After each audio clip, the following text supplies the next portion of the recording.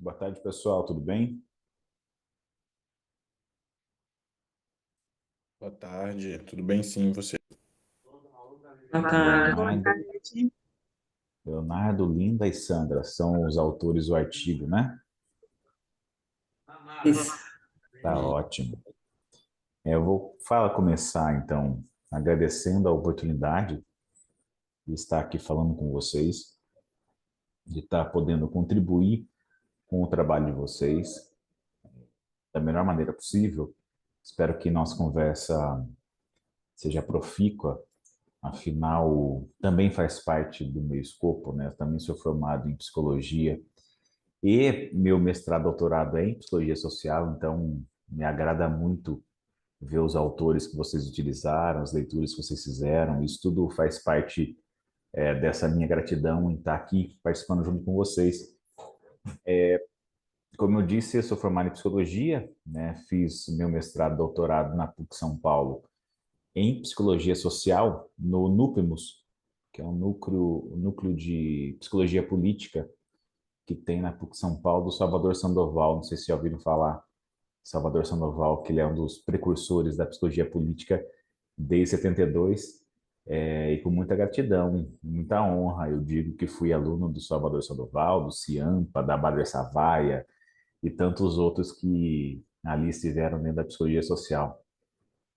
E a gente estudava bastante coisa, principalmente sobre a questão da psicologia política e os níveis da consciência política, que é o ponto focal do Salvador Sandoval. Então, meu mestrado foi sobre memória coletiva e oficinas dinâmica de grupo, e o meu doutorado foi um encontro intergeracional e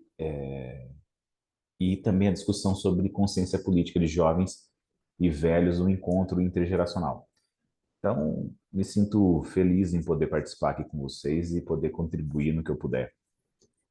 E aí, vocês têm um tempo aí para poder falar um pouco do trabalho de vocês, né? Fiquem à vontade, tanto aqui está a Linda, a Leonardo e a Sandra.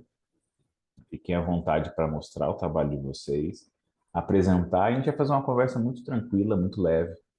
A partir de algum momento eu vou poder, em algumas falas, pedir também a minha fala para poder contribuir. E aí a gente vai tirando dúvida, conversando, vai ser muito tranquilo, porque é assim que a construção do conhecimento se faz também. Não é só na crítica e na batalha, mas também se faz na tranquilidade e na empatia. Então fiquem à vontade aí para apresentar o trabalho de vocês. Obrigada, Júlia. E contem também um pouco de cada um aí, vocês são formados em psicologia, eu quero saber um pouco de por que vocês escolheram o tema. Isso talvez vai aparecer também na apresentação de vocês, né? Valéria está aqui de novo, Valéria. Falei com a Oi, Valéria professor. ontem. Gostaria de tirar uma dúvida, posso? Boa tarde. Claro, se os companheiros permitirem, fique à vontade. É que o meu trabalho e da Dani, ele também está nessa sessão. Então, Ah, tá ótimo. é, ontem a gente teve a sessão Sapiens, né? Mas hoje é a apresentação. Aí eu estou na dúvida se a gente vai apresentar o trabalho ou se vai ser exibido os vídeos, Então, vocês ou se vai ser podem. mais um. Isso é uma questão que a moderação, no caso eu, pode decidir com vocês. Se vocês quiserem apresentarem ou passar o vídeo, não tem problema. O que for mais confortável para vocês. E outra coisa, Obrigada. e outra coisa, professor, desculpe. Primeiro vai se apresentar apresenta-se o artigo, depois debates, ou todos já apresentam e vai se debater no final todos os artigos. Isso, Das- vamos ah, apresentar os dois artigos, né? Um eu já conheço também, que eu trabalhei bastante com a Valéria e a Daniela ontem. Apresenta vocês primeiro, Linda, Sandra e Leonardo. Depois a Valéria apresenta e depois a gente faz um debate tentando. Depois que cada um apresentar, a gente faz uma discussão especificamente do trabalho e depois no final a gente faz um debate total tentando amarrar os dois trabalhos. Joel, uma pergunta, eu fiquei com uma dúvida. Quando eu submeti o trabalho, meu trabalho é de pesquisa e está em andamento. Então, quando eu submeti, depois que eu submeti, eu avancei em algumas questões. E aí eu refiz um PowerPoint, obviamente, com as ideias principais do que eu já havia compartilhado. Aí a minha pergunta é se eu posso reenviar esse e compartilhar esse com um plus. Pode sim, fique à vontade. O que for mais Obri- confortável para todo mundo. O que for mais explicativo, que vocês entendam que tem maior impacto, fiquem à vontade para apresentar aqui. Tá bom. Os colegas, quem quer? Você abriu, né? Para quem? Você falou Linda primeiro, Isso, é né? melhor começar com vocês, a Linda, Leonardo e você, Sandra. Depois a gente faz com a Valéria e com a Daniela. Tá, ok.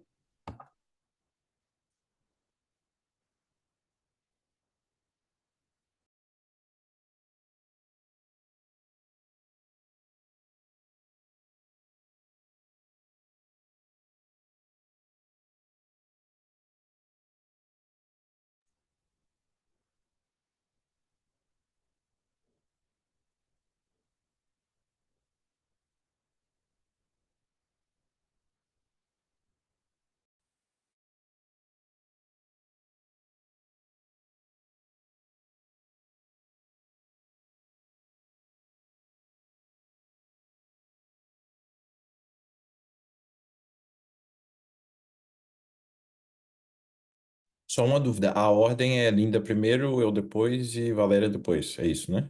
Isso, Linda, você coloca então seu trabalho ou se apresenta como você se sentir melhor? Oi, boa tarde. Eu não sou autora, não. Estou aqui apenas para assessorar. Não vou Ah, tá apresentar, ótimo, não, Linda. tá? Então vamos fazer com o Leonardo, então. Tá bom. Certinho. Gratidão, Linda. Vamos lá, eu não tenho vídeo, então eu vou passar a apresentação e aí eu vou fazer isso que o Joel sugeriu. Eu vou tentar fazer mais uma conversa mesmo, e explicar um pouquinho do trabalho que a gente está fazendo no centro de pesquisa. Eu sou economista de formação, eu estudei lá na Unicamp e o meu mestrado e doutorado é na FGV, em administração pública e governo. Então, eu estudo políticas públicas e aí faltou no texto, e eu peço perdão por causa disso, mas de explicar um pouco do porquê que a gente apresentou esse trabalho nessa sessão. Mas o trabalho tem como objeto de análise moedas comunitárias, que são uma ferramenta que são utilizadas principalmente para superação de pobreza. O caso mais famoso brasileiro é o caso de Palmas, eu não sei se vocês já ouviram falar. Mas basicamente a ideia é que uma comunidade, um grupo de pessoas, ele pode se juntar, ele pode criar uma moeda que não seja moeda nacional, e essa moeda ela vai ter uma série de objetivos que podem ser diferentes. E o que que a gente está propondo aqui? A gente está propondo um modelo para que qualquer pessoa que queira implementar uma moeda comunitária, ela possa olhar para o nosso trabalho e ela possa usá-lo como uma espécie de manual para que esses projetos eles sejam implementados. Então, a ideia geral é essa. E aí essa pesquisa ela sai de um grupo de estudos que chama Special Purpose Money.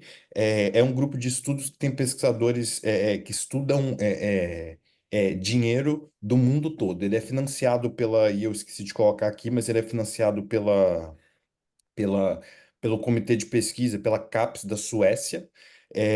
E aí tem professores da FGV, professores do Canadá. Eu estava fazendo intercâmbio no Canadá e eu estava trabalhando com a professora Marley, que é a minha co-orientadora nesse trabalho. Então, o gap da literatura que a gente quer preencher é o gap que diz respeito a design principles, a, a, a princípios de design de projetos de moeda comunitária. São pouquíssimos os trabalhos que tentam abordar esses princípios de design que um projeto de moeda comunitária deveria ter. E aí, esse último trabalho aí na tabela, do professor Diniz, que foi publicado esse ano, ele, os autores eles apresentam em alguns princípios que deveriam ser utilizados para a implementação de moedas comunitárias, mas eles partem e eles usam apenas a teoria. Eles não olham a implementação na prática. Então, o que a gente está propondo nesse trabalho é olhar a prática, olhar o empírico e validar essa teoria que esses professores eles estão propondo. E se a gente achasse que deveria incluir algum elemento ou excluir algum elemento, a gente está propondo no trabalho. E aí aqui uma explicação bem rápida do modelo deles. Eles apresentam 4 grandes áreas que os designs de moedas comunitárias eles têm que olhar. Essas áreas são contexto, objetivos, mecanismos e avaliação. E dentro dessas áreas, essas áreas elas estão subdivididas em 9 elementos. Ou seja, quando a gente vai implementar um projeto de moeda comunitária, a gente tem que entender aí de forma geral qual que é o contexto econômico, qual que é o contexto institucional, qual que vai ser o propósito, a escala e o escopo dessa moeda, quais são os mecanismos de governança, arquitetura e features, se necessário, os designers eles precisam de fazer a avaliação desse projeto para entender se ele está alcançando o objetivo que foi proposto inicialmente ou não. Então, como que a gente faz isso? A gente fez uma meta-análise qualitativa e a gente aí utilizou essas ferramentas que estão no paper original, no nosso paper, perdão. E aí, no final, a gente partiu de mais de 1000 papers e a gente foi filtrando até chegar em 38 trabalhos que analisam 40 casos diferentes de moedas comunitárias de 16 diferentes países. E aí, como que a gente fez essa análise? A gente usou o software Atlas TI e a gente partiu dos 9 elementos que essa teoria do professor Diniz e dos companheiros sugere, e a gente foi analisando cada linha, cada parágrafo do paper, e se houvesse algum novo elemento, a gente propôs que esse novo elemento ele seja incorporado à teoria. E a gente acha 4 sub-elementos e um elemento novo que a gente sugere que deveria fazer parte dos princípios de design em um projeto de moeda comunitária. E aí eu vou passar rapidinho aqui por cada elemento para não ocupar muito tempo.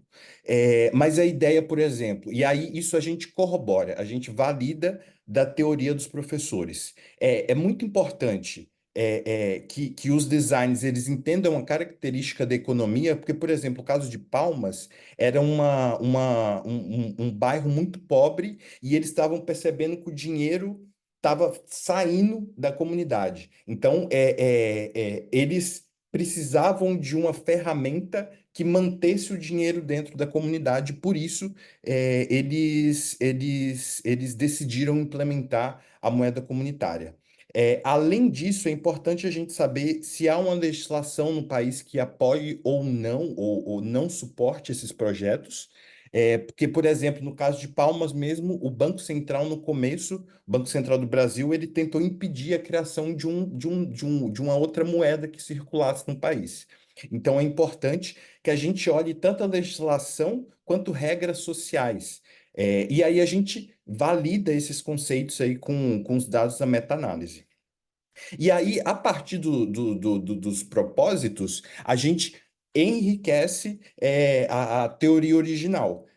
Porque os autores, eles no propósito, eles sugerem que o propósito ele tem que ser explícito. E eles sugerem que seja conectado com os ODS. Isso a gente não achou na realidade. É muito difícil, foram 1 ou 2 trabalhos que citam os ODS. Mas a gente observou e a gente sugere para a teoria que os designers eles precisam de entender quem vão ser os usuários dessa moeda. Isso ajuda a fazer um design melhor para a moeda. Por exemplo, tem um caso brasileiro também de cryptocurrency que foi feito com o objetivo de ajudar mulheres empreendedoras. Essas mulheres que são empreendedoras, elas não tinham capital para fazer os projetos que elas queriam. Então, os designers, eles criaram essa moeda e eles ofertaram linhas de microcrédito para que essas empreendedoras elas conseguissem realizar o sonho delas. Então, quando a gente identifica quem vão ser os potenciais usuários desse projeto, esse projeto ele pode ser melhor desenhado. Além disso, é importante reconhecer o que a gente chama de práticas de navegação. O que que é prática de navegação? Por que que aquele usuário ele vai estar na moeda e como que ele vai contribuir. Tem, por exemplo, casos de moeda comunitária de bancos de tempo que muitas vezes as pessoas elas estão ali para preencher necessidades básicas como de troca de serviços. Então é importante tentar, seria meio que uma previsão de como que esses usuários eles vão usar esse projeto de moeda comunitária. A escala, a gente também sugere uma adição, porque os autores originais eles falam de números de usuário e números de transação desses projetos de moeda comunitário, mas a maioria das moedas elas estão associadas a um território específico. Então é importante que a escala ela também seja, se necessária para o projeto, identificada em relação à delimitação geográfica. O escopo, que seriam os tipos de serviços e os produtos que vão ser providenciados ali no projeto, a gente valida também, assim como a governança, que são as formas de decisão, e a arquitetura, que são a estrutura técnica, e a gente sugere aí para a teoria um adendo, um subelemento em relação a features, que seriam os principais elementos de funcionamento da moeda. Por exemplo, se vai ter conversão, se tem mecanismos de financiamento, como que essa moeda ela vai ser impressa, se vai ter alguma transação específica, mas aí os nossos dados eles indicam que é muito importante que os designers eles já tenham em mente o tipo de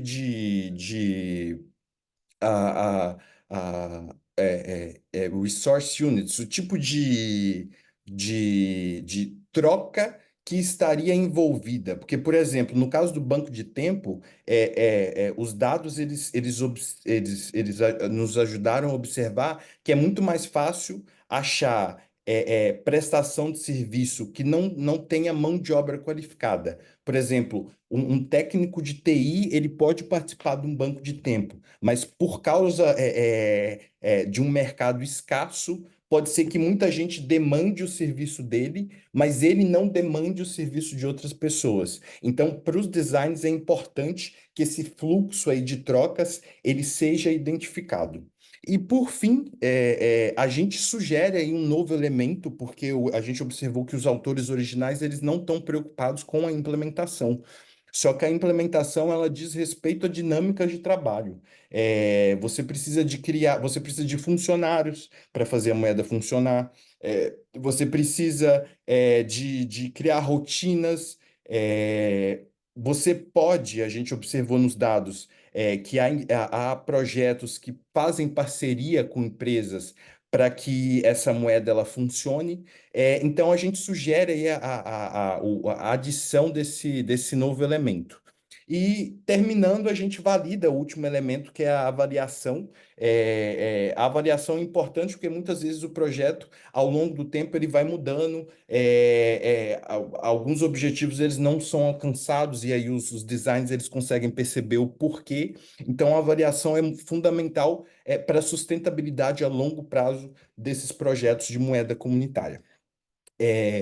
E aí, concluindo na nossa contribuição com a teoria, essa validação aí desse modelo teórico, olhando para dados empíricos, E a gente contribui com o trabalho do professor Diniz e com o trabalho do professor Hoffman.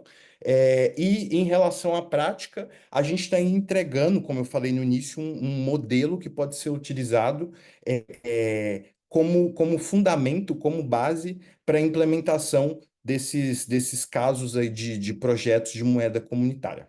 É só isso. Eu agradeço aí a atenção de vocês e eu estou disponível para tirar qualquer dúvida. Muito obrigado. Obrigado, Leonardo. Eu fico pensando quando você disse é só isso. Não, não é só isso. É muita coisa. É muita coisa. É muita coisa envolvida. E eu fiquei pensando várias coisas, né? Não sou economista, sou só um entusiasta em estudar economia e que eu acho a necessidade não só da minha profissão enquanto psicólogo, mas acho que as profissões deveriam estudar economia para entender a dinâmica e o fluxo da globalização, o quanto que isso, né? Enquanto que um caso, um fato do Trump se tornar presidente dos Estados Unidos, como que isso mexe com toda a economia mundial, né? O próprio Milton Santos dizia que uma borboleta batendo asas em Marrocos afetava a economia aqui do país. E então não é só isso. E eu fiquei pensando, né, a gente tá, hoje o Copom, se não saiu, eu não sei agora, mas o Copom se reuniria para ver a taxa Selic e a tendência é que aumentaria a taxa Selic do país para 11,25. Então a gente teria entre as 5 maiores taxas Selics do mundo, né? E o quanto que isso afeta a valorização do nosso dinheiro, a questão da próprio giro do dinheiro dentro do país, né? Porque é mais fácil você manter o seu dinheiro com juros do banco do que você fazer algum tipo de investimento, e isso dificulta a vida das pessoas que têm vulnerabilidade social. E aí eu fiquei pensando, quando você diz do caso, e a gente vai poder discutir isso mais a fundo, mas eu estou fazendo daquilo que me veio, né? Daquilo que me vestiu quando você diz, quando o Banco Central, e eu não sei, eu conheço o caso de Palmas, mas eu não estudei o caso de Palmas, eu não sei como que eles lidavam com a questão eu não sei se alguém tinha entendimento e construiu isso em Palmas, você pode dizer melhor, a questão da inflação, se eles tinham esse entendimento da inflação, e como que o Banco Central entendeu isso e tentou barrar essa construção dessa moeda coletiva aí. Muito interessante seus comentários. Eu comecei a estudar economia justamente por isso, assim, porque eu via na televisão que muita coisa, nos jornais e etc., muita coisa estava correlato à economia, mas a gente não aprende isso na escola. Eu acho que tinha que ter algumas noções básicas. Lá na Unicamp, a gente criou um grupo O grupo inicialmente era bem, desculpa a palavra, mas era bem coxinha, que era um grupo de mercado financeiro, mas aí a gente mais da social começou a entrar e a gente começou a ir para as escolas e ensinar a economia para os alunos, assim, porque eu acho que é muito importante. E tem muita coisa que a gente faz, que a gente perde por falta de conhecimento. No caso de Palmas, a ideia de inflação e de moedas comunitárias de forma geral, ela não está presente porque a escala normalmente é muito pequena. Então, a inflação ela vai ocorrer. Tem vários tipos de inflação, mas assim, o principal é em relação à demanda e oferta, quando essas duas coisas elas estão variando acaba houvendo aí um aumento dos preços, mas como as escalas das moedas comunitárias elas não são grandes, é, é, a- é- é- isso é um problema que a gente não discute ainda na literatura sobre moedas comunitárias. O caso de Palmas foi na base dos advogados. é, eles tiveram que cair em cima do Banco Central, e aí hoje eles conseguiram vencer o Banco Central e hoje há vários casos aí de moeda comunitária no Brasil, mas tem uma secretaria que foi criada, se eu não me engano, na época do governo Lula, aí quando a gente teve o golpe, depois eles cortaram essa secretaria, mas agora essa secretaria voltou, que chama Secretaria de Economia Solidária. E aí eles estão tentando passar no Congresso uma legislação sobre economia solidária para garantir, para evitar que esse tipo de autoritarismo aí, do mercado financeiro ele prejudique os projetos de moeda comunitária. Porque em relação, por exemplo, aos princípios, a maioria das moedas comunitárias, elas ou têm um princípio social ou um princípio de superação aí da pobreza, então a gente fala um princípio econômico, mas tem algumas moedas também que têm um princípio de sustentabilidade. Tem um caso muito interessante de uma cryptocurrency que são coletores de plástico do oceano, e aí uma ONG, eles podem ir lá e eles trocam esses plásticos que eles coletam do oceano pela moeda comunitária. A ideia da moeda comunitária, de forma geral, é que a gente consiga valorizar localmente aquilo que a economia de mercado não valoriza. Então, profissões que recebem aí um salário a nível de subsistência, mas que são muito importantes aí para nossa sociedade de forma geral, a moeda comunitária ela teria como objetivo valorizar, se isso tiver no propósito da moeda comunitária, é claro, né? Mas muito interessantes seus comentários. Obrigado, e se alguém tiver alguma dúvida, eu estou à disposição. Eu sou apaixonado por economia, então eu posso ficar falando aqui o tempo todo. Eu estava apresentando isso, eu não estou no Brasil, eu tô em Roma agora, que eu estava apresentando um congresso internacional, hoje é a segunda vez que eu estou apresentando esse tema hoje. Mas eu agradeço o seu comentário, muito legal, e estou disponível aí para o resto da galera também. Obrigado. Gratidão aí, Leonardo. A gente vai fazer com os outros trabalhos e no final a gente faz um apanhado, tenta construir os trabalhos se coadunarem aí, né? Combinado. Sandra, fique à vontade no seu tempo, da sua forma aí.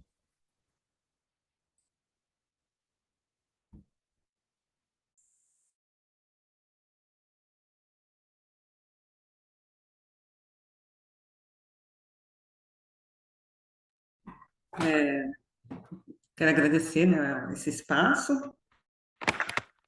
podendo dividir com vocês o que eu me propus a pesquisar. Eu estou sob a orientação da professora Soraya Ansara, e ela também foi orientanda do Salvador Sandoval. A E aí, Soraya Sara é uma grande amiga. Ela fez parte da minha banca de mestrado e doutorado. que bacana. Então, e aí, eu conheço um pouco da teoria, né? Porque eu estou no grupo de pesquisa do Alessandro, também foi orientando dele. A minha pesquisa ela fala sobre a orientação profissional, né? A proposta é pensar a área educacional com orientação profissional, mas fazendo um recorte com os atores de cursinho popular. E é uma pesquisa que está em andamento, né? Como eu falei anteriormente, e visa aí analisar os possíveis mecanismos, né? Que podem estar presentes na trajetória desses estudantes, né? De cursinho popular, no que se refere à construção de projeto de futuro profissional e vida.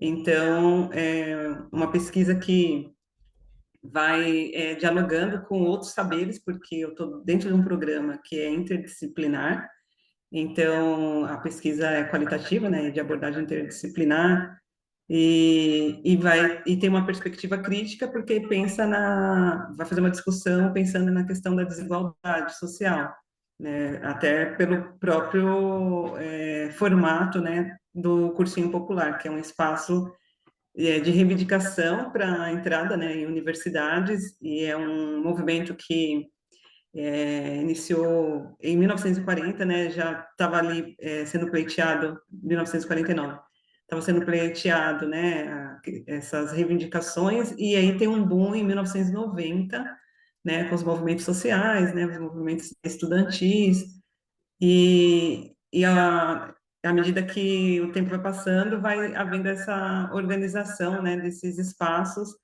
para fazer valer os seus direitos, né, que é poder entrar nas universidades e ter um estudo de qualidade. E aí eu fiz um levantamento de dados, né, revisão bibliográfica, e fui percebendo que há uma lacuna, né, nas publicações no que se refere a pensar o espaço de orientação profissional, dialogando, fazendo uma intersecção com as diferentes memórias, né? Memórias sociais, políticas, do cotidiano.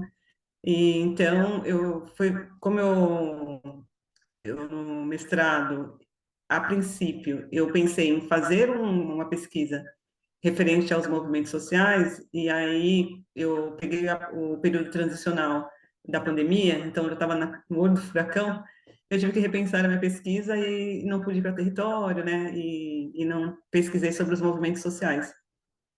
Mas eu tinha feito um levantamento de dados, né, em 2019, 2020, então foram 3 momentos para fazer esses levantamentos de dados, que foi aí evidenciando discussões correlacionadas à orientação profissional, na questão de maturidade dos adolescentes e dos jovens, né, nesse contexto de transição, né, de ensino médio para a universidade ou o campo do trabalho.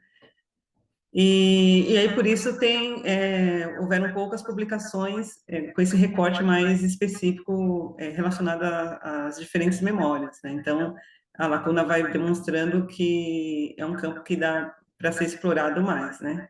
E aí a relevância do tema é em contribuir com o próprio campo de orientação profissional e a área educacional também, que é o local formativo, né, desses atores. E aí, por que discutir, né? Por que eu trago as diferentes memórias no projeto de pesquisa? Porque por conta de ser considerado como narrativas, né? E não é um mero dado histórico ou registros, né? Pensar nos dados dos informantes ou das pessoas que vão compartilhando ali com a sua história, porque impacta na própria formação do sujeito, né, que vai dando contorno a quem o sujeito é, né, e a sua identidade, seu modo de expressão, né, de se colocar no mundo, seu modo existencial. Então, pensar nas diferentes memórias é pensar, fazer essa intersecção entre o passado, né, o presente, e pensando possibilidades e as limitações que se presentificam nesse processo educacional desses atores. Então, as memórias, aí tem uma intersecção, né, entre as diferentes memórias, né, memórias coletivas, individuais, do cotidiano, que estão presentes em grupo social ou em comunidade, né, e dialogando aí com as memórias individuais, fazendo esse entrelace aí para pensar na construção da própria pessoa. E de como que isso influencia na sua visão de mundo, né, nas suas percepções. E aqui tem uma tabela, né, dos achados que eu fiz lá em 2019, e aí tem aqui um resumo, né, a tabela é muito maior, mas eu trouxe alguns resumos do que se presentifica nas discussões que estão aí nos artigos para pensar esse escopo, né, da orientação profissional. E aí a tabela vai evidenciando aí a questão de compreender o próprio sujeito, né, o desenvolvimento da pessoa, em face às influências que eles estão passível, né, de vivenciar, e vai falando também da questão da influência dos familiares e da escola, né, também que é um espaço de socialização. Vai falar da questão da democratização do acesso à universidade, eles vão problematizando questões, né, de segregação, né, desses jovens no espaço educacional, e aí visa compreender, então, essas questões de uma maneira geral, que eu trago, né? E a faixa etária que aparece, né, em grande parte dos artigos, entre 14 a 20, 24 anos, a maioria dos artigos aparece esses dados. E o cursinho popular, ele tem uma característica diferente, porque os atores que estão no cursinho popular não necessariamente são apenas jovens e adolescentes, tem pessoas adultas. A exemplo do cursinho Educafro, né, que trabalha com uma perspectiva populacional de pessoas negras, né, PPIs, pretos, pardos e indígenas e brancos pobres. E dentro do contexto dessa realidade, desse cursinho, né, são pessoas jovens, mas também pessoas adultas e às vezes até pessoas idosas que estão ali em busca de um conhecimento para poder ingressar na universidade. Então, tem essa característica também os cursinhos populares. E vale dizer também que os cursinhos populares, eles têm a sua identidade, né? Assim, não são o mesmo, né? A depender da sua localidade, tem similaridades, mas reservam aí também peculiaridades. Então, pensando aqui, né, nas possíveis explicações para as poucas publicações, né, relacionadas à temática que eu proponho discutir na pesquisa, é exatamente essa questão, né, da relação dos cursinhos populares, orientação profissional e mundo do trabalho, ser um tema relativamente novo no que se refere à sistematização da temática. Eu lembro que eu fui na Brapso, na PUC, acho que em 2018, 2019, e essa era uma das solicitações que se presentificou naquele momento, no sentido de, né, do profissional estar no campo do trabalho, né, fazendo, né, a sua praxis, mas não ter um trabalho, naquela época, né, sistematizado, referente a esse público, né, que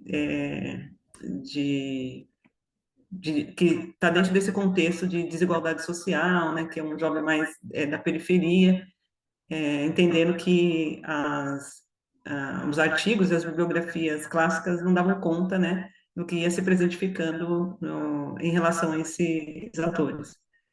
Então, a terminologia utilizada nas buscas as dificuldades de, né, encontrar os estudos. A terminologia utilizada nas buscas pode influenciar nos resultados, e é possível que os estudos sobre o tema utilizem outras palavras-chave. Então, esse foi um problema que eu vivenciei, no sentido de que as palavras-chave que estão na minha pesquisa, elas não resultaram uma base de dados bacana para poder ir pensando no que estava sendo discutido. Então, eu tive que usar palavras correlatas para poder depreender os achados, né, e poder ver o que está sendo pautado nesse escopo da área educacional e orientação profissional. Aí eu fui visitando aí várias bases de dados, né, que é a Web of Science, a Scikit-Info, periódico CAPES, o portal BBS, a Lilacs e as demais que constam aqui. E entender, né, esse pano de fundo e os meandros que vai compondo esse processo histórico, né, dos atores, para eles pensarem na construção de projeto de vida, né, e futuro profissional é salutar, porque à medida que a gente vai tomando contato, né, com as discussões e pensando nos atravessamentos desses atores, a gente vai trabalhando a questão da culpabilização, né, que em alguns momentos aparece, porque o sujeito, quando não ascende, não incide em espaços, né, que ele tem como objetivo, pode trazer essa culpabilização, né, se não houver esse autoconhecimento e a percepção desses meandros e do pano de fundo. Então, a possibilidade é contribuir com a praxis, né, ampliando o olhar aí dos estudos e não de forma fragmentada. Então, tem um teórico, né, que ele da sociologia que vai falar exatamente isso, que muitos sociólogos, né, ele faz uma crítica em relação a alguns trabalhos da sociologia, no sentido de que muitas, por vezes, fazem um estudo fragmentado, né, e não na sua totalidade, e isso pode incorrer em erros. Então, dialogar com outros saberes e trazer essa intersecção também possibilita a ampliação do olhar da própria praxis, né? e entender como se dá o processo atrelado às outras perspectivas, e aí tem a transversalidade da questão da racialidade, né, do gênero e da classe, que também pode contribuir para possíveis políticas públicas. De modo geral, né, analisar os mecanismos presentes na trajetória, né, de vida desses estudantes, em vez de serem inseridos no mundo do trabalho, né, e fazendo essa intersecção, né, com as memórias, como eu falei anteriormente, investigar, né, sobre as memórias, se elas são favoráveis também, né, para a construção do projeto de vida e futuro profissional, e entender também possíveis limitações, né, fazendo essa intersecção também com essas variáveis, né, que é a gênero, raça e classe, que é um aspecto crucial, e pensar também, né, se existe um impacto, né, da orientação profissional na visão de mundo desses jovens, né, e se é relevante avaliar e se é relevante para eles, né, estar nesse espaço de discussão e construção, e pensar nas possíveis limitações. Como eu falei anteriormente, lá atrás, se presentificou, né, na Abrapso limitações em relação ao atendimento no que tange ter trabalho sistematizado. Então, é de grande assim, importância. Metodologicamente, é uma abordagem interdisciplinar, né? Então, para entender o fenômeno, utilizaremos não só a questão como instrumento o grupo focal, mas tendo como instrumento, a princípio, entrar em contato através de formulário, ter uma aproximação com os atores e, a posteriori, usar o instrumento de grupo focal, mas não limitar só ao grupo focal, podendo possibilitar aí uma entrevista também, porque foi feito um teste, né, um pré-teste, e no pré-teste, né, a pessoa que participou explicitou que se sentiu mais à vontade em contribuir, participando de uma entrevista, do que necessariamente do grupo focal. E nesse pré-teste, só com uma pessoa gerou uma sistematização, uma transcrição de 17 páginas. Então, pensar também nessa questão. E ter o compromisso ético-político, né, com a pesquisa,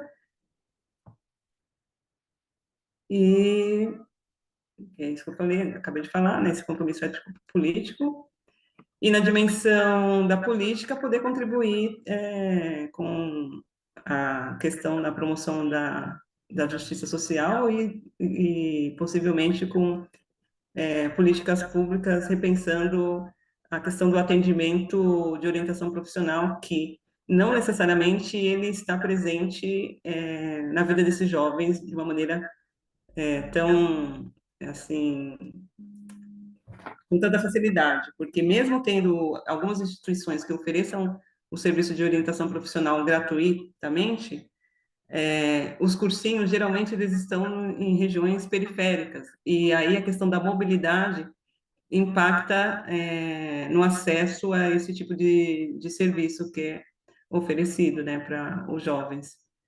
E é isto, e os próximos passos da pesquisa é participar da qualificação e concluir os capítulos, né, que estão em andamento e dar continuidade aí no que ainda não foi discutido, mas que consta no sumário, né? E aí eu agradeço o espaço aqui para a gente pensar junto. Agradeço também, Sandra. Eu vou colocar alguns pontos que reverberou aqui em mim, mas depois a gente faz um apanhado, como eu disse, no trabalho do Leonardo, no final das apresentações, né? Mas uma coisa que me veio por estudar bastante a questão da memória no TCC, no mestrado e no doutorado, a importância de se construir, ter essa base a partir das representações sociais. Então, fiz algumas discussões com Moscovici e, ao mesmo tempo, com Robert Wachs, a Reboredo, a Bose, tentando entender como que a memória funciona como raiz, como base para construir o papel de representação social e de identidade, né? E trazendo até um pouco do Ciampa aí. Mas uma coisa importante, até pela questão dos cursos populares, os cursos populares tentam quebrar essa ideia bancarista, né? E aí eu trago um pouco do que o Paulo Freire traz, de só construir corpos e subjetividades de trabalhador, né? Então você vai ser. Não quero que você saiba sobre economia, por exemplo, não quero que você saiba sobre os meandros da globalização, quero que você aprenda a ser funcional e ser trabalhador, subserviente, né? Então, isso é um ponto importante da memória, porque a memória é a resistência disso. A memória traz essa resistência, só que para que a gente possa entender essa resistência, essa memória, a gente precisa ser aceito no espaço. E aí tem uma distância ótima, importante para se construir, né? De como eu chego nesse público, como que eu estou lá dentro desse público, como que eles vão me permitir adentrar as memórias narrativas que eles trazem, né? E eu fiquei pensando muito no Blair, quando ele fala da distância ótima, que a gente fica muito tempo lá, a gente se afoga nesse processo das memórias, né? E aí a gente não consegue nem fazer a pesquisa direito. Porque a gente fica aí, vamos assim, uma entrevista de 17 páginas, aí os grupos focais deram, sei lá, mais 40, 50 páginas. Eu preciso discutir tudo isso, achar o fio para fazer tudo isso. Então, uma das coisas que me foi muito importante é afunilar, saber o que vai discutir seriamente, porque senão a gente não dá conta de fazer o que tem que ser feito, né? Sandra, agradeço. E eu conheço o trabalho da Valéria e da Daniela, mas vocês não, então é importante a apresentação delas. Como que ela chama, Valéria? Pessoal, desculpa, esse é o Fernandinho, professor. Oi, Fernandinho, tudo bem? Tua Fala. mãe Oi, falou muito de pessoal. você Fala. ontem, viu? Como é que diz? Ai, meu Deus, é uma sopa de beijo, cara. É assim, ó.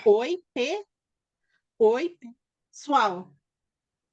O Fer não é verbal. Ele analisa algumas palavras, consegue pedir algumas coisas, E mas ele só sai as palavrinhas quando ele quer. tá tudo bem, tá tudo ótimo. Ele gostou de ver a carinha Então, dele. Valéria e Dani, fiquem à vontade para apresentar como vocês se sentem confortáveis e no final a gente faz uma discussão, tá bom? Estava conversando com a Dani e acho que a gente vai preferir apresentar por vídeo, por conta até do avançar da hora, para a gente não se Tá estender sem muito. problema. A gente já discutiu um pouquinho ontem e a gente sobra tempo para com os Tá amigos no bom. final. Dá tchau. Fala, Dani vai pôr o vídeo, tá? Isso, dá tchau. Fala tchau, pessoal. Tchau, pessoal. Ah, falou. Ai, falou, você viu? Vai lá.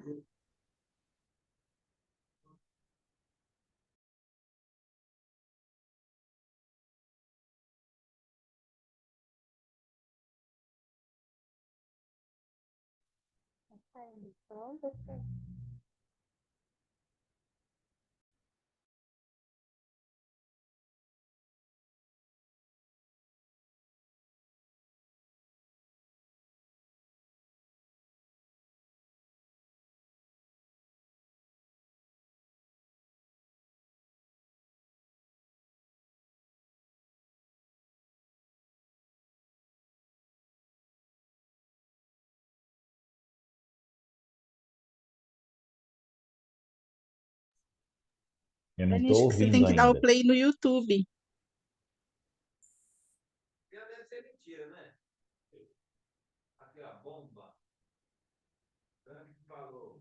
Não tá saindo só? Por enquanto não, mas dá o play pra gente ver se sai agora.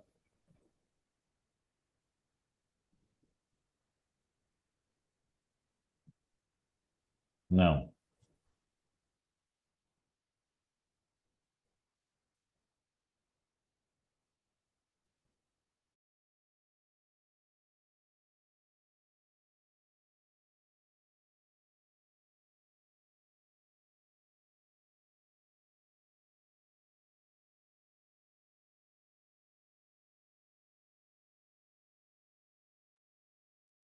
Quer que eu tento por aqui, Dani?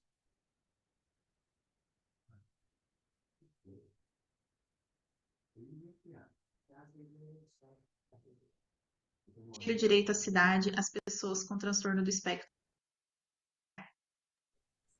Agora sim, sim. que nos ajudam a entender, tendo em vista Me confirma que está saindo o som, por favor. que a literatura nos traz que a cidade é um ambiente onde ocorrem diversas dinâmicas Sim, sociais Dani, pode voltar do começo. e, infelizmente, essas dinâmicas.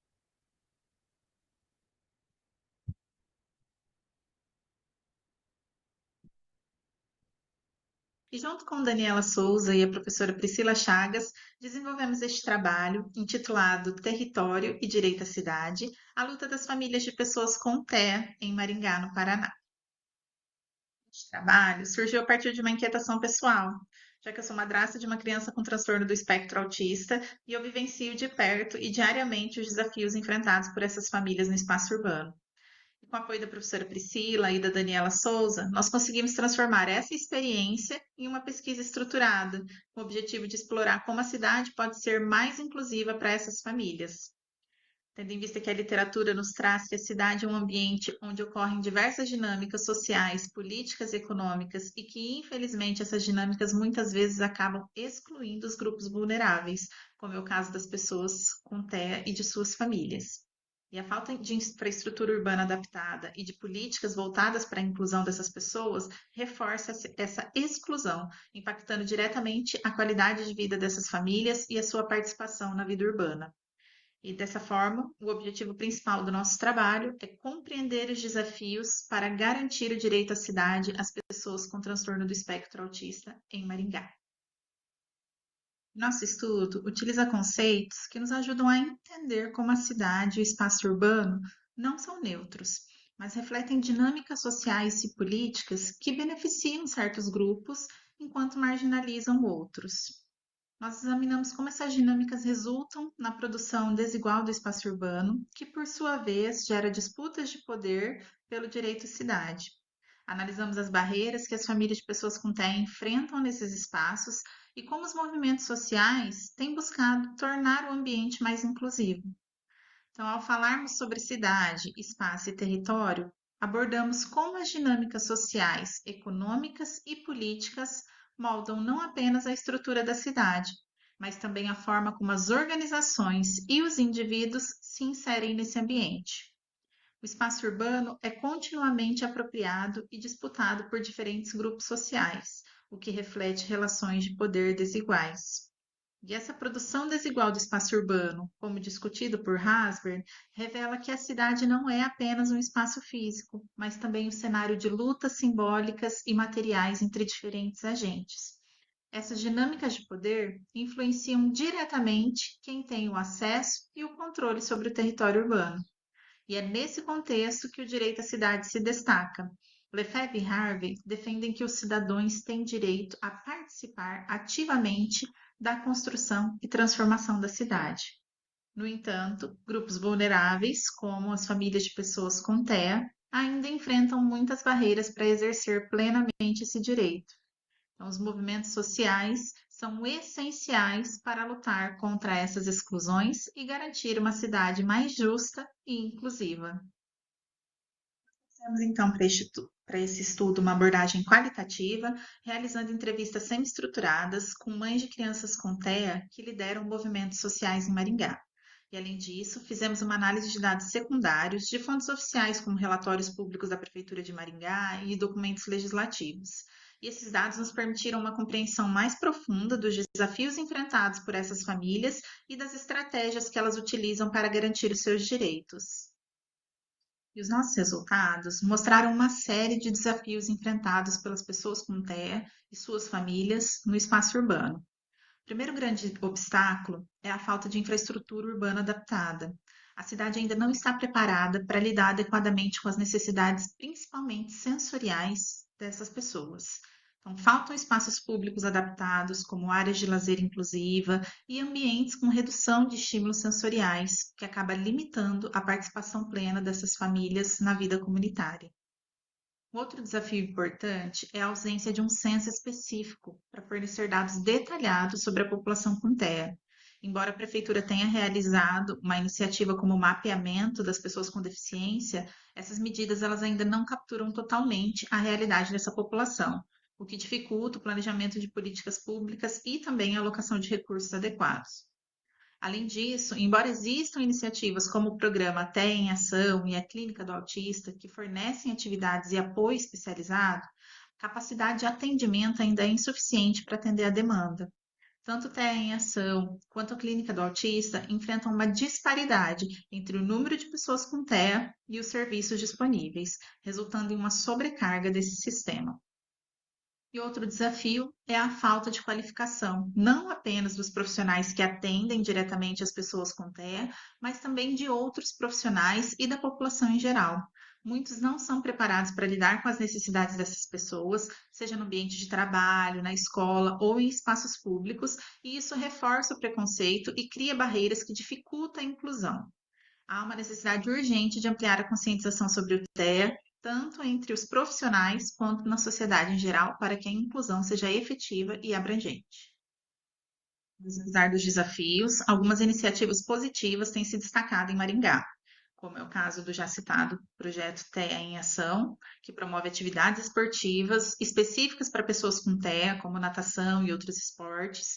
Embora limitado em sua capacidade de atendimento, o programa representa um passo importante na promoção e na inclusão do bem-estar dessas pessoas. A Clínica do Autista também é um exemplo de iniciativa positiva. Ela oferece apoio especializado para pessoas com TEA, o que é fundamental para melhorar a qualidade de vida dessas famílias. No entanto, assim como TEA em Ação, a clínica enfrenta uma demanda maior do que a sua capacidade de atendimento, e isso limita o impacto dessas ações. Além disso, iniciativas de adaptação sensorial, como o uso de abafadores de som em shoppings e o projeto Cinema Azul, oferecem experiências de lazer mais inclusiva. Essas pequenas adaptações demonstram como ações simples podem ter um grande impacto na qualidade de vida das pessoas com TEA e de suas famílias. E, por fim, é importante destacar e mencionar os avanços legislativos que Maringá tem feito para garantir os direitos das pessoas com deficiência, incluindo as pessoas com TEA.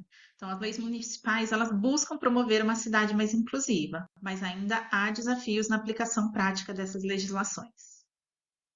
Para concluir, nosso estudo destaca a importância das políticas públicas inclusivas e da participação ativa das famílias de pessoas com TEA na construção de uma cidade mais justa.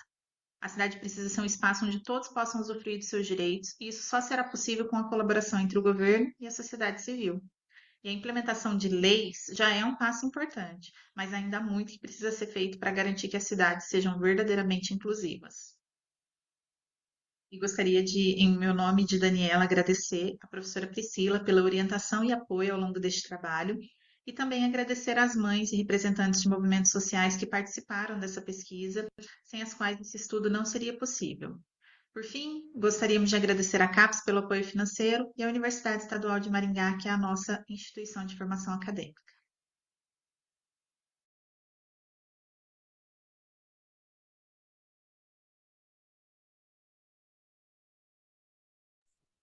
Muito bem. Deve ter dado um trabalho fazer um vídeo no YouTube, né? Eu acho que eu ia preferir apresentar também falando, né? Do que fazer um vídeo. Mas é uma boa estratégia, né?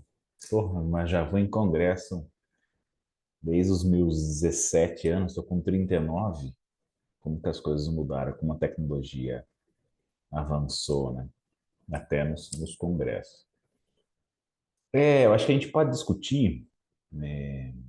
Eu discuti esse trabalho também com a Daniela e com a Valéria ontem, e tem muita coisa em comum. E a gente pode tentar trazer essa base, né? Para poder refletir nas nossas falas, nossas discussões aqui. Uma das coisas que eu vejo em comum, e eu acho que não tem como sair desse campo, como se dá o construto subjetivo, tanto no processo da economia, né, no trabalho do Leonardo, que pensa uma moeda comunitária, como também o trabalho da Sandra, que vem trazer as questões da educação, também no campo das memórias e de maneira de cooperativas, né, de poder construir a memória e a partir de uma representação construir uma identidade ou pensar sobre a identidade, e ao mesmo tempo o trabalho da Daniela com a Valéria se estabelecendo como uma forma de firmar o território, de se pensar o território e pensar políticas públicas e direito à cidade.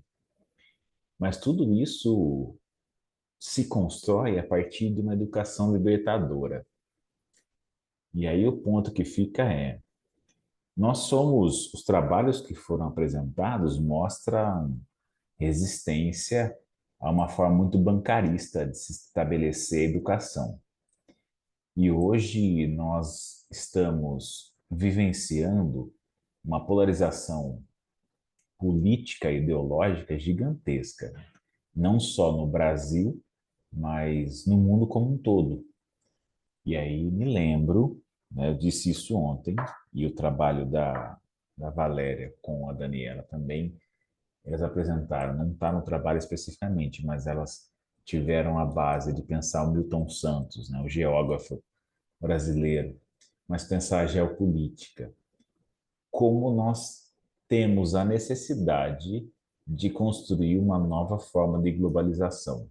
E ele mesmo diz que a nossa geração terá que construir uma nova forma de capitalismo, né? Que pode ser dado outro nome, enfim. Alguma coisa que fuja, alguma coisa que seja novo, que não seja o capitalismo. Porque a globalização tem esse poder de mexer com os processos ideológicos e subjetivos das pessoas. E aí que eu fico pensando como que vocês, e aí é uma coisa para a gente poder discutir, mesmo a gente tendo pouco tempo, mas como que vocês pensam ser, não produtivo, mas como que vocês pensam ser efetivo o trabalho de vocês, mas pensando num processo global, disso tudo que eu estou falando, né? Da globalização, da questão econômica, da educação bancarista, né? Fiquem à vontade aí, vamos colocando as ideias e depois a gente vai fechando.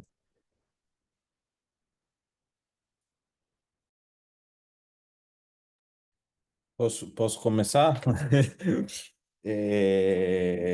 Quem Eu abre o acho. microfone pode começar.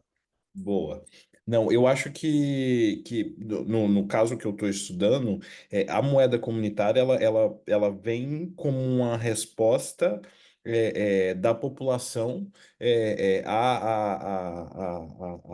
à imposição do Estado ou dos Estados nacionais a essa economia de mercado.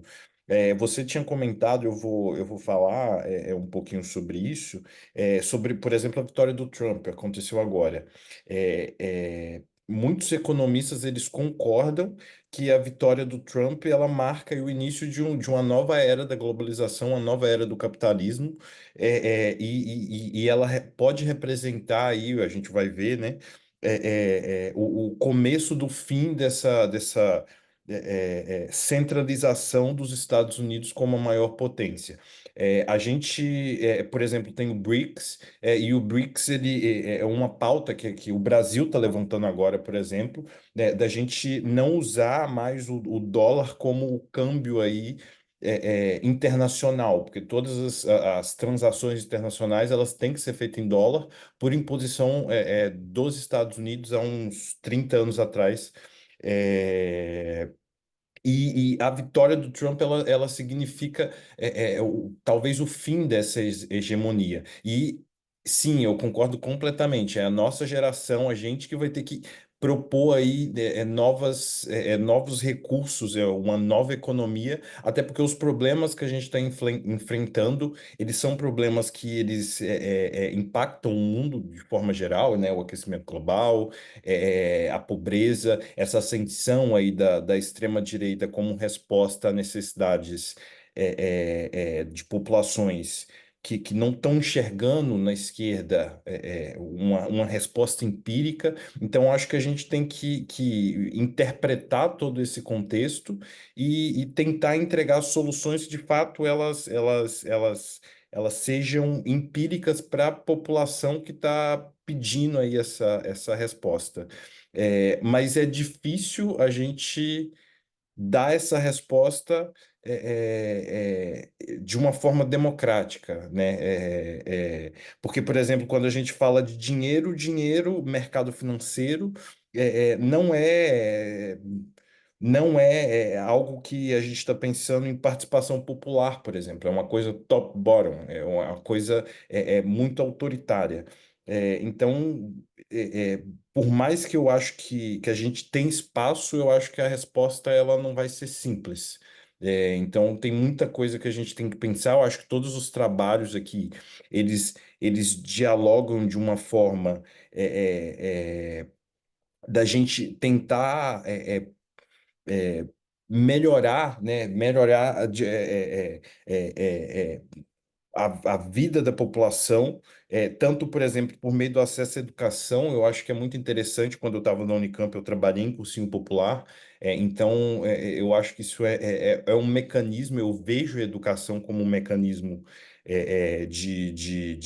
de combate a desigualdades. E a questão também do autismo, eu achei sensacional a pesquisa. Eu tenho uma sobrinha. A gente começou a descobrir o autismo, é uma coisa que a gente está debatendo agora, né? Na minha família, eu tenho uma sobrinha que ela nasceu, e ela nasceu com nível alto de autismo, que é caracterizado como deficiência intelectual. E a gente começou a descobrir que tem outros casos de autismo na família, não chegam a um nível alto. Eu sou um deles. Mas, por exemplo, o setor privado ele tem problema para resolver essa questão. Tem que ser o Estado, tem que ser políticas públicas. Então, é muito legal ver alguém aí que estuda políticas públicas e que está pautando isso na academia. Porque eu acho que é uma resposta que a gente tem que dar a problemas que a população, que as famílias, que a gente enfrenta todos os dias. Mas eu não acho que é simples, assim. Eu acho que a gente tem que ter diálogo. A gente tem que entender aí respostas vindas de várias áreas do conhecimento. E por mais que não seja simples, eu fico muito feliz aí de ver o trabalho da galera avançando. E eu tenho esperança, assim. Eu sei que é meio difícil, mas eu tenho esperança de que a gente consegue construir um mundo melhor. Eu acho que é mais ou menos isso, assim. Eu espero que eu tenha conseguido passar um pouquinho dos meus pensamentos. E é interessante que elas são da administração, são formadas em administração. E elas vêm trabalhar com uma ideia sociológica, né, de pensar o território dentro da administração, que é maravilhoso. Mas deixa elas falarem aí, acho que vai pelo mesmo ponto. Então, como que os trabalhos se coadunam e como esses trabalhos, embasados nessa transformação social, pensando o processo econômico, como que pode ser viável a educação dentro daquilo que vocês se propõem dentro do artigo? Obrigada pela pergunta. Já você perguntou, né, como chegar nesse público anteriormente. Eu sou cria do cursinho popular, então eu só adentrei a universidade porque eu primeiro conheci o Educafro, o cursinho Educafro, que já está há mais de 40 anos no Brasil, que tem como diretor executivo o Frei Davi. E a partir desse lugar, né, que foi um divisor de água na minha vida, porque até então eu estudei a vida inteira em escola pública, mas nunca se presentificou discussões de cunho político em toda a minha formação. E das pessoas que eu conheci e que conheço, as pessoas que estão nesse contexto de educação de escola pública também estão apartadas dessas discussões. Essas discussões, elas se presentificam em movimentos sociais. Então, é a partir desse lugar que eu tomo contato com as questões que são pautadas dentro do contexto de cursinho popular. E aí, assim, inconscientemente, quando eu escrevi minha apresentação na pesquisa, me apresentando, né, e o que motivou, eu fui percebendo que o que eu pensava que eu tinha feito essa escolha de pensar a orientação profissional dentro do escopo de um processo sócio-histórico a partir do estágio de graduação, porque meu professor era professor de psicologia social. E aí ele fazia essas discussões. Então eu falei, ah, não, eu vejo que não tem orientação profissional no cursinho popular. Então eu fiz o meu estágio no cursinho popular e fiz um ano de voluntariado, trabalhando com a galera, orientação profissional, dentro de uma unidade de cursinho popular. Mas aí eu fui percebendo que, na verdade, isso está muito anterior a essa minha decisão na graduação, porque é atravessado pelo racismo, é atravessado por questões estruturais. E aí essa inquietação, ela vem muito anterior. E aí, quando você faz uma outra provocação, né, no sentido de pensar de forma globalizada, né, não dá para pensar, porque também é um recorte da América Latina. Não tem cursinho popular nos Estados Unidos, não tem cursinho popular na Europa. É uma realidade nossa, atravessada pela questão do racismo, porque desde Abdias de Nascimento ele vai pleiteando ali, é uma organização, então tem intelectuais negros, a sociedade civil, no bojo dessa organização para poder reivindicar esse espaço nas universidades, porque é uma questão de desigualdade social. Então, eu não estou falando de uma realidade eurocentrada estadunidense, eu estou falando de uma realidade da América Latina. Eu estou falando de uma realidade do Brasil. Então, não tem como eu pensar de forma globalizada. Até porque eu fiz uma pesquisa na base de dados ERIC, que é uma base de dados específica da área da educação, e foi zero o retorno dos achados, porque não existe. Né? Então, eu vou mais fazendo esse recorte da nossa população aqui, pensando na nossa realidade brasileira. Acho que outro ponto, quando você toca na questão da educação bancária, né, que é discutida por Paulo Freire, hoje na Alesp está sendo discutida a questão dos leilões das escolas. Então, assim, pensar na questão desse movimento social, que também é um espaço que é criminalizado. Então, assim, o antigo governo tentou criminalizar os movimentos sociais, é um espaço de luta, é um espaço da nossa realidade e que precisa ser sistematicamente discutido na base, para a gente poder, haja visto que a USP foi a última a aceitar as cotas, foi em 2018, quando isso já estava acontecendo em outras universidades. Então, a gente está falando de vários atravessamentos aqui, mas aí o meu recorte é com essa população, pensando no capitalismo, que tem a sua base também no racismo, né? Então, quando você vai falando dessas variáveis, da economia, de políticas públicas, da área da educação e do capitalismo, são coisas que estão entrelaçadas. Então, pensar na interseccionalidade é você pensar nesses diferentes saberes, trazer para a discussão esses diferentes áreas, porque aí eu citei a questão da sociologia, porque a gente não está apartado disso, a gente é atravessado por tudo isso. Mas também eu não tenho como abrir isso de uma maneira globalizada, porque não é a realidade de outras nações.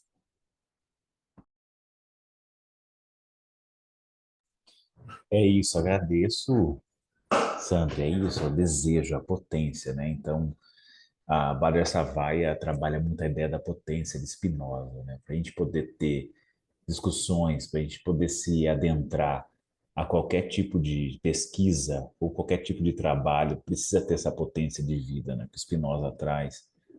Até porque ela diz, né, a artimanha da exclusão sobre a questão do afeto político. É preciso ter muito afeto, é preciso ter muita política para poder discutir questões que são entranhas, estão na entranha da sociedade, né? Não tem como a gente fugir disso. Quanto mais a gente entender isso, mais potente a gente consegue ter a nossa voz, né? Nossa ação. E Valéria, Daniela,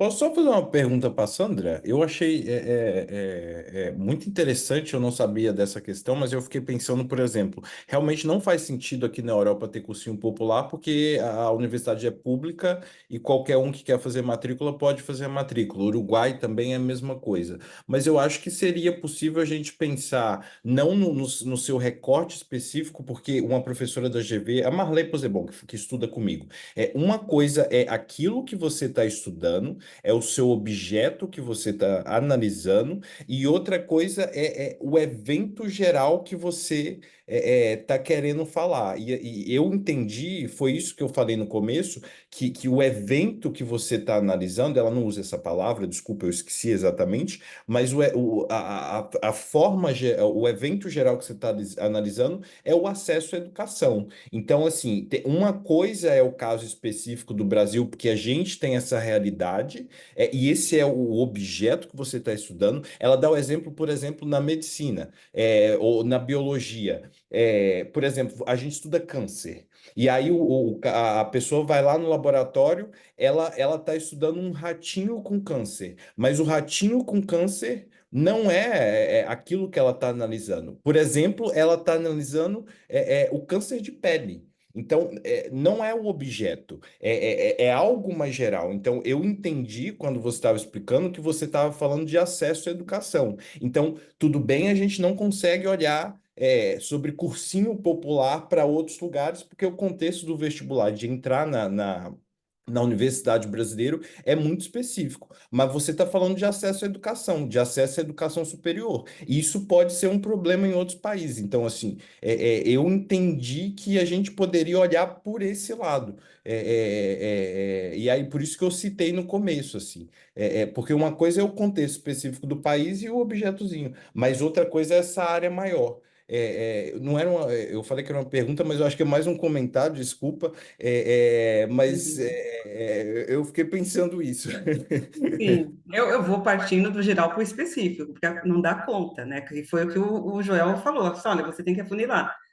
E aí eu estou pensando nesse recorte de como que essas diferentes memórias elas impactam na construção de projeto de futuro profissional e vida desses jovens. Então, é um recorte. Então, eu venho do geral para o específico. E aí você traz uma realidade, né? E eu estou pensando na realidade do Brasil, porque a realidade da Europa é completamente diferente. Né? Então, assim, o acesso à educação, né, a base curricular é igual para todo mundo. E a gente já tem um outro problema aqui, que a base curricular vai, né, e especificidades se dão de maneira diferente no nosso território. Então, assim, eu não dou conta de abarcar a questão dentro do escopo maior. Ok, Valéria, a Dani, a gente está indo para o final. Vocês falam, a gente faz um apanhado aqui e finaliza. Acho que só para complementar, então, em relação à sua pergunta, assim, eu acho que tudo que o Leonardo e a Sandra falaram é muito válido, né? E o nosso trabalho ele vem nesse sentido também, né? Da inclusão, de integrar essas pessoas, os trabalhos conversam, né?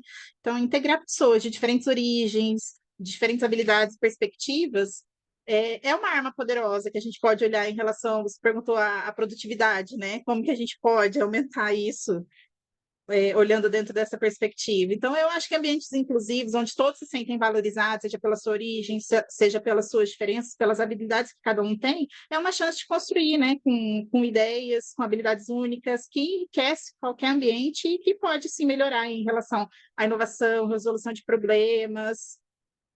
Quando a Sandra traz em relação das lutas, dos movimentos sociais, é um pouco disso que o nosso trabalho tenta buscar também, que apesar dos avanços que a gente tem hoje, é tudo com muita luta. É tudo através dos movimentos sociais que se organizam, que vão atrás, principalmente das famílias, das mães, dos pais, que se unem ali e vão tentar algum tipo de inclusão, algum tipo de acessibilidade para essas pessoas por conta das dificuldades. Quando o Leonardo traz para a gente ali que é algo que é muito novo, né?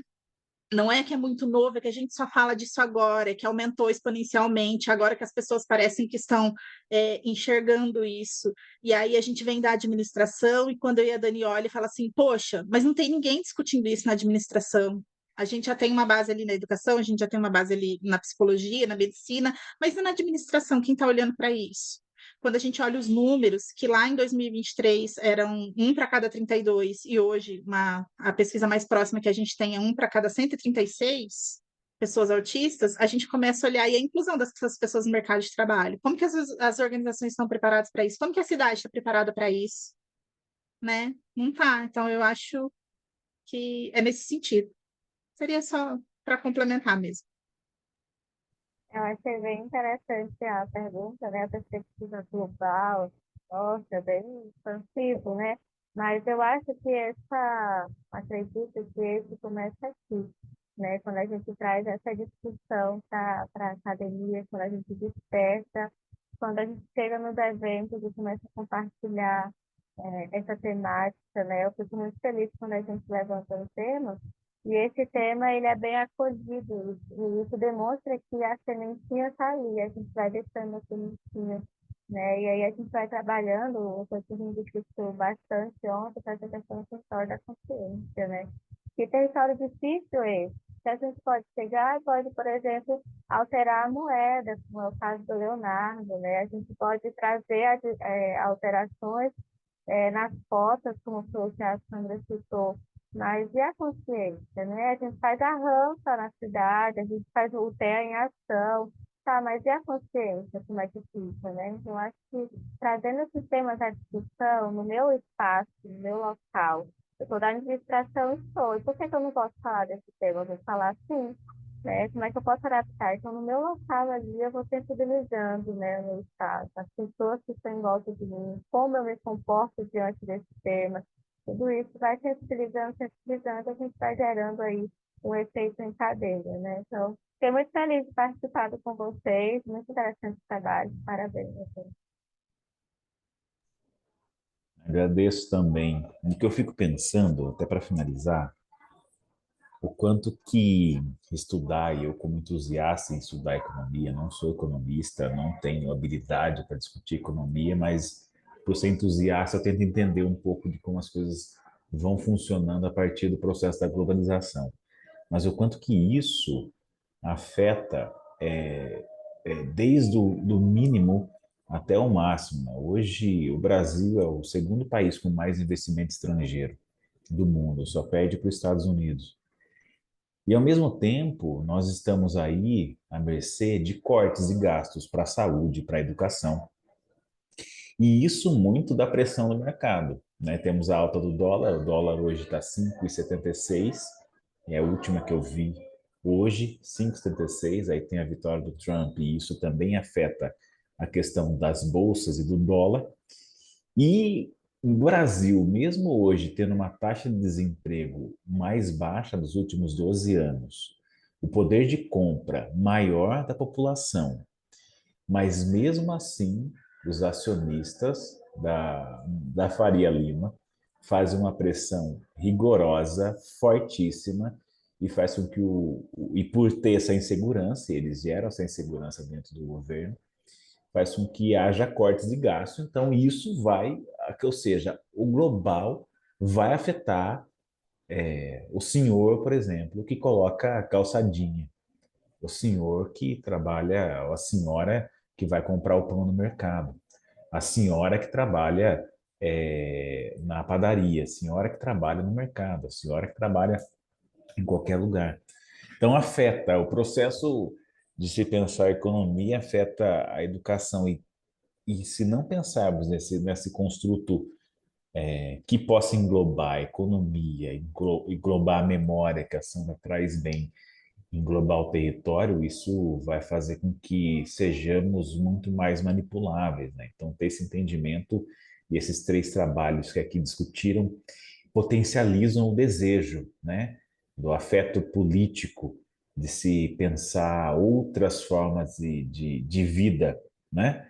Potencializar outras formas de vida. Então, a própria Bader Savaia, no trabalho de doutorado dela, ela entendeu quando ela fez a sua pesquisa de campo na periferia, ela escutou de uma mulher dizendo: eu sei de tudo isso que você está fazendo, mas eu não consigo. Eu não consigo sair. Eu não consigo fazer.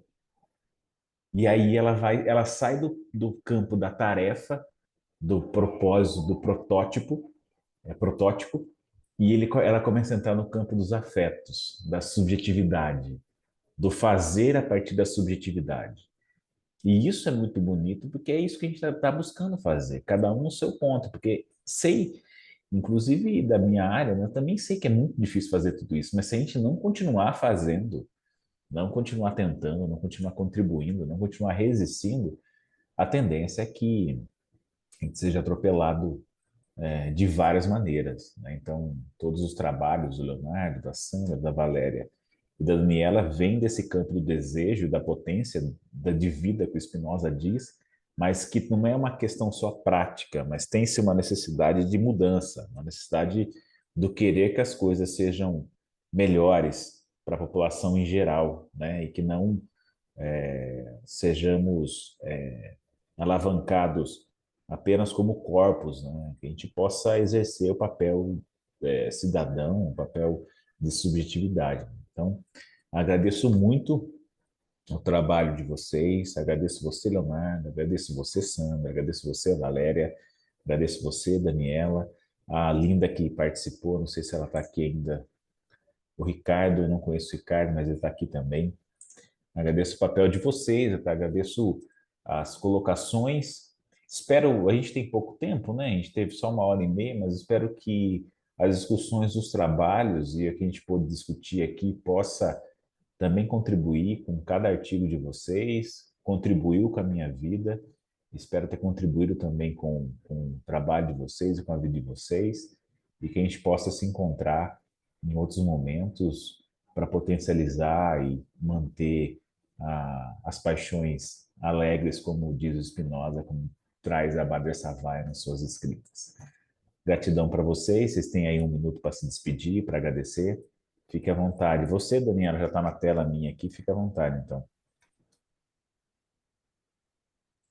Bom, pessoal, novamente muito obrigada, né? Parabéns a todos e bom evento, né? Que continua.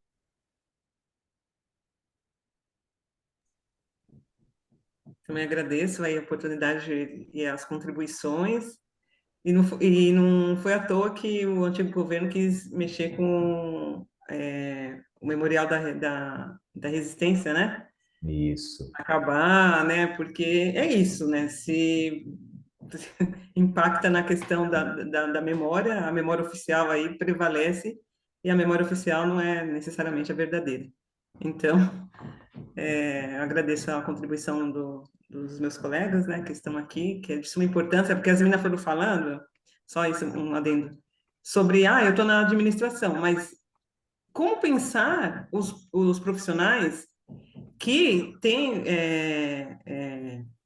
como fala, que é neurodivergente, e as empresas não, e as empresas são obrigadas a admitir esses profissionais, mas elas não estão preparadas para acolher esses neurodivergentes. Então, acho que, assim, é de suma importância o que vocês estão pesquisando, porque recentemente eu vi uma reportagem de um advogado que ele ficou cego já formado, com 30 e poucos anos, e quando ele foi ser inserido no mercado de trabalho, a própria pessoa que estava admitindo ele falou assim, olha, eu estou te admitindo, mas eu não sei o que fazer com você. Então, é isso. É trazer essa discussão, né, à baila, porque não está dado, não é uma coisa que está dada. Então, é isso. Acho que o Gel também já falou muito a respeito da economia, né? Eu conheci um trabalho na PUC, em 2019, um grupo de pesquisa que estava falando sobre a economia local e falando da moeda, então eu achei muito interessante que o Leonardo veio e trouxe, né, essa discussão, então, satisfação. E aproveito, Sandra, a sua mediação e manda um beijo para todo mundo, para Maria Veiga, para Alessandra, para Soraya, quem se encontrar lá, tá com saudade deles lá. Leonardo, Eu queria agradecer aí a presença de todo mundo. Eu acho que foi muito interessante ouvir o trabalho, de vocês. Enfim, espero que a gente se encontre de novo aí na vida para poder contribuir mais e para a gente construir aí um mundo um pouquinho mais justo, porque tá difícil, então é bom quando a gente se une com pessoas que estão buscando, de forma geral, a melhoria da vida da população. Muito obrigado. agradeço, Leonardo. Valéria, Igualmente, pessoal, só tenho a agradecer. Foi enriquecedor poder participar desse debate com vocês, de ler o trabalho de vocês. Foi um aprendizado incrível e tenho certeza que essas contribuições vão valer muito para as nossas próximas pesquisas e espero poder ter contribuído um pouquinho também com vocês e espero que em breve a gente se encontre em novos debates. E é isso. Um bom evento para todo mundo, um bom finalzinho de evento para todo mundo. Eu agradeço, pessoal. Não esqueçam de avaliar, né? Tem um link aí no chat de vocês. Não esqueçam de avaliar aí a nossa mesa. Agradeço aos colaboradores, a todo mundo que está organizando o evento. E espero que ao final da sessão avalie por meio do link. Ok, é isso aí. Espero que a gente possa potencializar nossos trabalhos, que eles saiam das estantes e consigam abarcar cada vez mais a população. Agradeço aí pela contribuição e é uma honra estar aqui com vocês. Tchau para vocês. Um abraço.